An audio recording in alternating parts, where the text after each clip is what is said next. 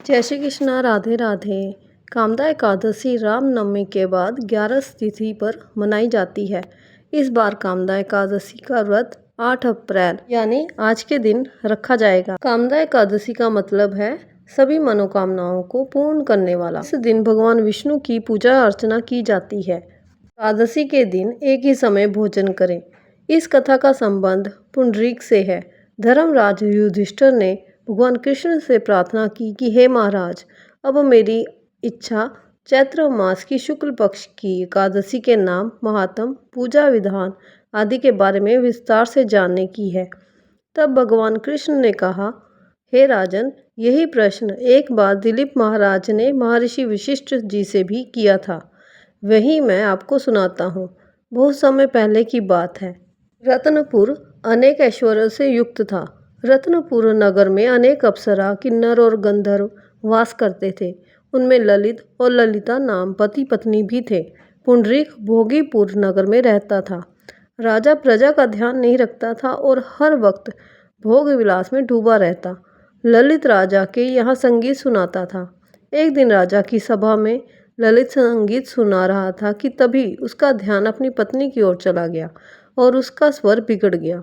इसे देखकर राजा पुंडरीक का क्रोध 7वें आसमान पर पहुंच गया। राजा इतना क्रोधित हुआ कि उसने क्रोध में आकर ललित को राक्षस बनने का श्राप दे दिया।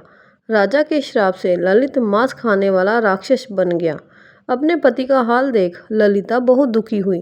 पुंडरीक के श्राप से वो भयंकर सूर्य और चंद्रमा की तरह प्रदीप्त और मुख से अग्नि निकलने लगी। सिर के बाल पर्वत पर खड़े वृक्षों के समान और भुजाएं लंबी हो गई। शरीर 8 योजन लंबा हो गया। वह राक्षस बनकर अनेक कष्टों को भोगता हुआ जंगल में भटकने लगा। उसकी स्त्री ललिता भी उसे साथ साथ जंगल जंगल भटक रही थी। एक दिन वह विंध्याचल पर्वत पहुंची, जहां उसे श्रृंगी ऋषि मिले। उन्होंने उसका हाल पूछा। तब ललिता ने कहा कि मेरा नाम ललिता है और राजा पुंडरीक के श्राप से मेरा पति विशालकाय राक्षस बन गया। उसने अपने पति के उद्धार का उपाय पूछा। ऋषि बोले, गंधर्व कन्या, अब कामदा एकादशी आने वाली है। अगर तू कामदा एकादशी का व्रत करके उसका पुण्य अपने पति को दे दे तो राजा का श्राप शांत हो जाएगा और तेरा पति ठीक हो जाएगा। इस प्रकार ललिता ने व्रत किया और उसके फल से उसका पति ठीक हो गया। वशिष्ठ मुनि ने आगे कहा, हे राजन, इस व्रत को विधि पूर्वक करने से समस्त पापों का नाश हो जाता है।